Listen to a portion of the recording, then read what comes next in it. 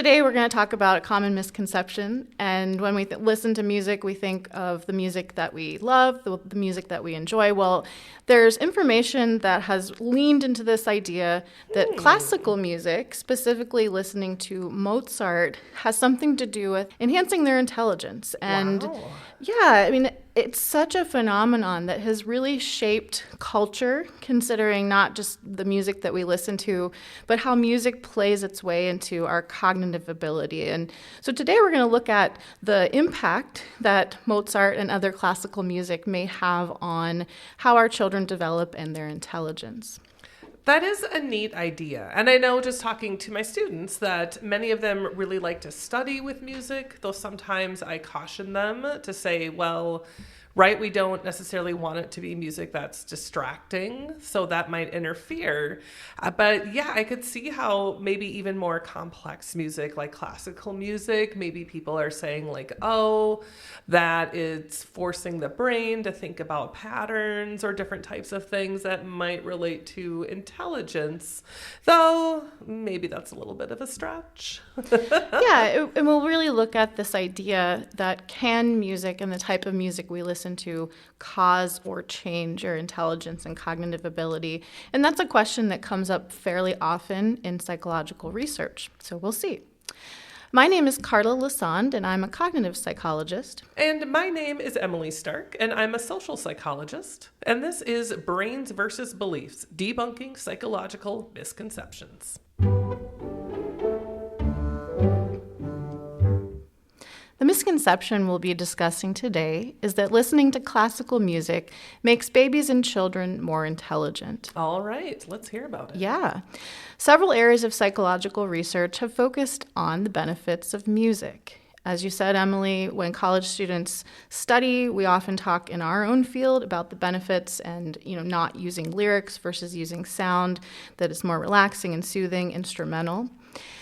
Speaking of college students, this particular misconception is thought to be picked up in the early 90s. And college students, if we haven't talked about it before on this show, we use college students as what's called a convenient sample. We're around them. Those are the folks that we have access to, and it's more easy, that convenient part. So we want to earn extra credit by participating in our research studies. Absolutely. It's a good way for them to learn about research as well, which is what we want them to do. But here in the early 90s, researchers were wanting to talk a little bit about the role of music, in particularly in cognition. So we think of cognition as not just intelligence, but how you problem solve, how you think, how you solve complex ideas and problems. So the college students, they listen to 10 minutes of music, and one of the groups, we have different groups typically to control for effects, they listen to classical music. And the researchers selected Mozart, a small clip from Mozart. And after 10 minutes of classical music, compared to the students who were in the no classical music or no music at all, they ended up showing a small improvement on an intelligence test that they took immediately after listening. Interesting. So they listened to Mozart, took an intelligence test, and the ones who had listened to Mozart are showing better scores on that. All right. Yeah. Okay. Intelligence is a very tricky thing to measure. Yes. We'll probably talk about intelligence on another show. When you think of IQ, there are certain tests in stone that have been known to measure, your IQ, but this doesn't have anything to do with your emotional intelligence or social intelligence. So the intelligence that they were looking at specifically are batteries of tests that talk about your general ability to think and solve problems. Now, one of the tests happened to be a generic test that we'll talk a little bit about later that has to do with problem solving for moving things in space. And we'll get to that in a bit of time. So what we know, though, about IQ, and perhaps what was really interesting about this small benefit, is we want to be smart. Yeah, we value that. Especially within areas of research, there's always this push to try to measure and decide what IQ is. And this wasn't necessarily in the intent, but it was picked up by journalists very quickly. Oh, I bet. Yeah. Yeah, and the idea initially, remember, is that college students, they showed a small enhanced ability to solve this one particular set of problems on the IQ test, and it generalized very fast. It's similar to, playing the phone game where you say something, I say something, and we go downstream to the final person, and it's become a rumor. Of course. I mean, we love when popular media talks about psychology, but this does seem to happen a lot where the types of things that journalists sometimes say about it are not necessarily closely tied to what the researchers actually did and found. And that's what this sounds like here. Yeah, and not necessarily their fault. We True. talk a lot about how journalists become science communicators, and they, I'm sure, do some training. But it is important to think, what is the media picking up on? And over time, college students became dropped as the focus, and it became babies and children can benefit somehow by listening to a certain type of music. That's so interesting. So that did not come from the original research. That was this addition. And I guess I can see it, where if it made these adults smarter, why wouldn't it also work in babies? But that's fascinating. Yeah, and if IQ is something we talk about that's kind of set at birth, our abilities are fairly grounded. And so the idea would be let's start as early as possible. Yeah. And within developmental research, we found that babies can hear sounds in the womb at about 23 weeks. We talk a little bit about, in some of our classes, development classes, listening to people's voice that you're familiar with as a baby in the womb. And so it could be very pleasing for both parent, mother, and child to listen to music. But this benefit led to a large onslaught of marketing. Oh, of course it did. Can we make money off this idea? Absolutely. Yeah, and if we can make money not just with children, and that's a huge market, but also, pre-birth. Oh, yeah. There's a lot of things, especially now when we think of how we're influenced and how the media really tells us what we want to buy. Well, perhaps you've heard of it, but Einstein and Mozart are not the same people. But a teacher, well-intended, I'm sure, in 1996, a teacher named Julia Engler-Clark, she developed this company called Baby Einstein. Oh, yes. I've seen those products. Yeah, and I'm sure she had the best intentions. She was, again, a school teacher. She wanted to help young children learn and do the best that they can in their environments. And one of the materials that she developed had to do with Mozart. So they called this baby Mozart. It became a second video in her series. And believe it or not, so from 1996, Emily, to 2001, Disney picked this up. Oh, wow. Yeah. And good for Julie. Yeah. They must have made she's millions doing fine. of dollars. Yeah. Yeah. So they purchased the brand Baby Einstein in 2001. And it becomes the inspiration not only for how they adapted her materials, but also a show called Little Einsteins. And we can't play the Little Einsteins clip here, of course, but, if we could sing it, it has to do with this, kind of little jaunty tune of Einstein and how, babies should be really smart. Here is a little clip called Little Mozart.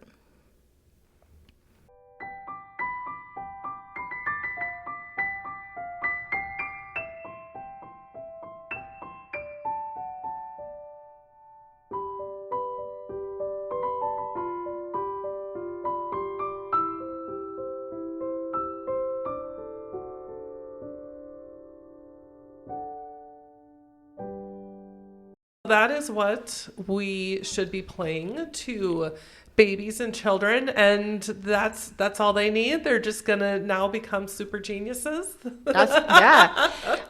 And this is a powerful idea. That music, maybe you liked it, maybe you didn't, but if it becomes normal that our development can be influenced by music and product, we have seen this become heavily commercialized. There is a ton of money to be made in child development toys. In fact, if you are a parent or a grandparent or a friend of folks who have children, you'll know that it's a billion-dollar industry. Yeah. Buying these sorts of toys. And I like to think back, I'm a parent of 3, I have a very new child, so I'm going in kind of lockstep and thinking about what do children need. And back in the 90s, when this material was being developed, I was doing a little research, and I found that it's kind of the first time where buying stuff has this symbol of wealth and health for children. And so... Oh, I suppose. Yeah, I could see... I mean, we've always had this like consumer mentality for adults, but we extended that down. You're saying to like children and babies, like now they need to have That's these right. advanced or name brand types of things. Otherwise, then what? You're just the most horrible parent ever. Yes. I mean, if you talk to grandparents or your parents, they might talk about playing outside until, the street lights came on. Yeah, with just a stick as a toy. Yeah. And so the idea was that the 90s were really this time where focus became on commercial wealth, symbolic wealth, and this idea that you can use, as you said, toys to enhance how life goes for you. So we see a lot of products like Little Mozart take flight. And now, if we can think about what effects thinking that music may have on intelligence, in our current time of media and marketing, we really have influencers, we have toy programs, subscription programs, where you can start buying products for a baby in the womb, and you can continue to foster their development. And so there is, again, this huge billion-dollar industry. And the idea would be that if we carry on that music is going to influence cognitive development, then let's figure out all the toys and all the things that we need in order to not miss that window of intellectual development. And so that puts a pretty heavy lift on this idea that listening to classical music can somehow make us smarter. Yeah, I mean, beyond the consumerism of it, I mean, I do think it's an issue just how much, for both adults and kids, that we focus on intelligence, or that making our babies and children smarter or more intelligent should be one of the top parenting goals.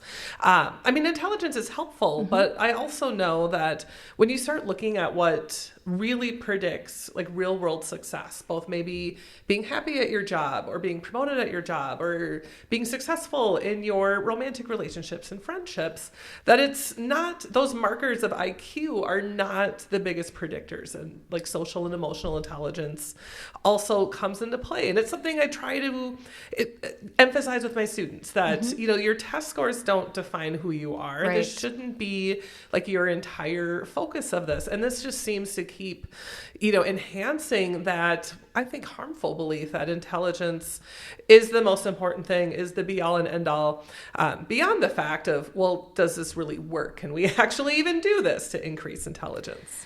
Yeah, the script is set where we have this cause and effect. We can find all the things that make our children safer, smarter, more well-adjusted, and this falls into that category. And so, yes, it's a long-standing misconception, and we'll talk more about the truth coming up.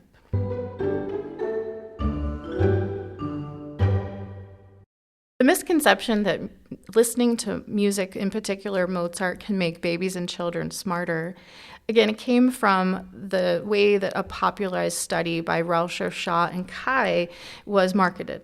And to tell you a little bit more in depth about the study, this was published in a pretty prolific journal called Nature. And they had 36 college students. And if you know anything about research, and even if you don't, 36 is it's a typical sample in this sort of experimental task, but it's not big. It's not tons of people, no. It doesn't necessarily generalize, and we'll talk about one of the ideas is, can this effect be seen across different folks, different ages, different stages, and so on. So they have 3 IQ tests, and we won't talk about 2 out of the 3, but we'll talk about the one test where the students who listen to 10 minutes of Mozart in comparison to a relaxation tape, sounds nice, and even silence. Okay. Those who listen to the 10 minutes of Mozart for all of these folks, there was an IQ test that I think people would love to hate. It's called a spatial temporal decision-making task. And what that means is, how do you take something like that is in space that has a 3D component, and can you manipulate it in your mind? Yeah, I've looked up some examples of these, and I remember taking tests like this. And like, I am good at vocab and I am good at math, but you start giving me these spatial tests, and my brain does not enjoy this. So imagine like a flat sheet of paper, like you're seeing a picture of it, and it maybe has some designs on it. And then you have to imagine, okay, what if this was folded as a cube? And then like, what designs might be next to each other on the cube? So can you do this just in your mind? And then you might be shown, okay, here's 4 options. Which one of these is the correct one? So yeah, like you said, it's taking this 2D image and manipulating it in a 3D way, just in your mind. You don't get actual paper to figure it out. Other types of these tests, like they might show people something, and then they're asked, okay, which one of these would be a mirror image? So it's like you have to flip it in your brain. And these types of questions are commonly used in a lot of intelligence tests. Right. And yeah, it relates to this like spatial temporal type of reasoning. I can tell you, in my cognitive psych classes, Emily, I have shown examples of this particular IQ test. And we do talk a little bit about domain-specific learning, and psychology folks, I don't want to put them into a certain bubble, but they often talk about not engaging maybe like engineers would in spatial temporal. I know my husband, for example, he is fairly good at manipulating ideas in space outside of his mind. And he'll use this phrase, well, you just do this, Karla, and you make all these movements. And so I'm like you. I don't want to like talk down about our spatial ability, but I don't feel like it's a strength of mine. And so that's why when we show students a test like this, I also had my students look at the box and the designs and say often like, what? And we also like to do things in real time and space. So remember, we're manipulating it. Now, whether we are good at spatial tasks or not, getting back to the study of college students, when they listened to Mozart, their immediate performance on that box folding task was 8 or 9 points higher than the other 2 conditions. All right. Okay. And, you know, how do we quantify 8 or 9 points? Who knows? I mean, it was markedly, like statistically, what we talk about in psychology better. But guess what, Emily?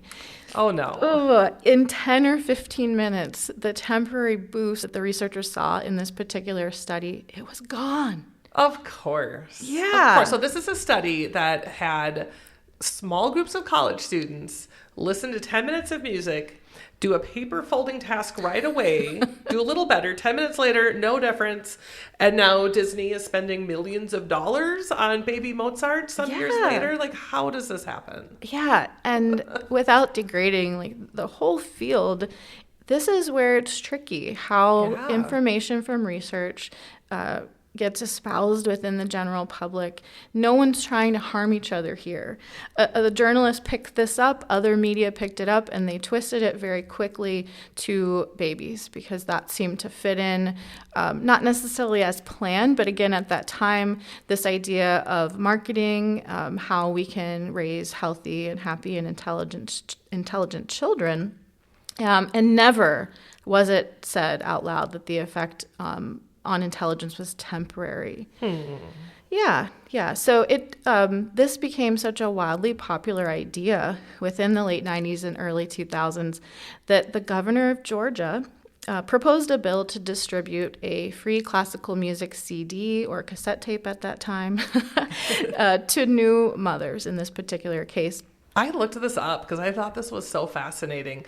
So the idea was that asked for $105,000 to give every newborn in the state of Georgia in 1998 this CD.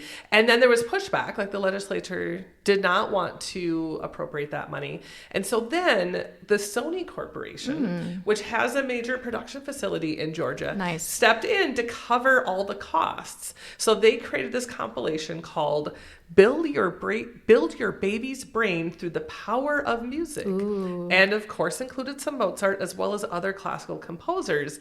And this is my favorite part. Yeah, it was free to every family with a newborn in Georgia. And then Sony marketed that and sold it to a bunch of other families in other states across the U.S. Yay. So they get the PR for saying, no, we'll take care of this. And who knows how much money they made on this compilation. Yes, and people took notice, and people took notice within our community of psychology. And so what they tried to do is they tried to replicate the effect. Yes, that's what we do. Mm-hmm.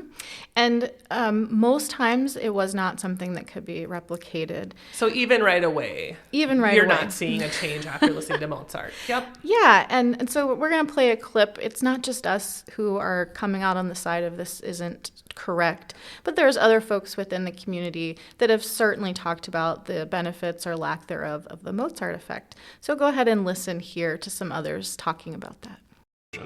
This thing about the Mozart effect just caught on, and it really had nothing to do with Mozart. In fact, the claims in the original paper had very little to do with Mozart. They just happened to choose a Mozart sonata. If they had chosen a Beethoven sonata instead of a Mozart sonata, we'd be talking about the Beethoven effect right now. It's totally an artifact of science journalism and trying to sell a bunch of papers. But sometimes science journalism can go wrong, and it went wrong there. And it turned out to be sort of hogwash. Okay, so again, why is this such a common idea? Well, again, we want to be smart. True. We want to work well in the worlds that we're in. And so it makes sense that people want control over their learning intelligence, in particular parents. Yeah. And the other reason, Emily, music is universal. Most of us enjoy music. Whether we listen to it to study or just relax, there's a lot of research on the positive benefit of listening to music on our bodies, on our minds, not necessarily intelligence. For example, a team of researchers in Mexico, they measured heart rate frequency of babies in the womb. So we're back to these real little people. Mm-hmm. And when classical music was played for the mothers, the baby's heart rate became more variable. Now, my sleep app at night tells me that heart rate variability is a good thing. Okay. Yeah, it's like it's not like, oh, your heart is like wildly going like too fast or too slow, but that it's somehow a marker, and I'll have to look into this more, of health. Okay. And so, all right then. Yeah, even within these tiny humans in their mother's womb, heart rate variability was considered a positive sign of baby development. Now, that kind of research we're all for. Let's find out how music, and it maybe didn't even have to be Mozart, but how can it make the process of maybe childbirth, the process of carrying a child, like let's make it comfortable, let's make it fun. If we can affect baby's heart rate or even intelligence, so be it. But we need more research, and sometimes the research on the benefit of music is positive, but it's not long-lasting.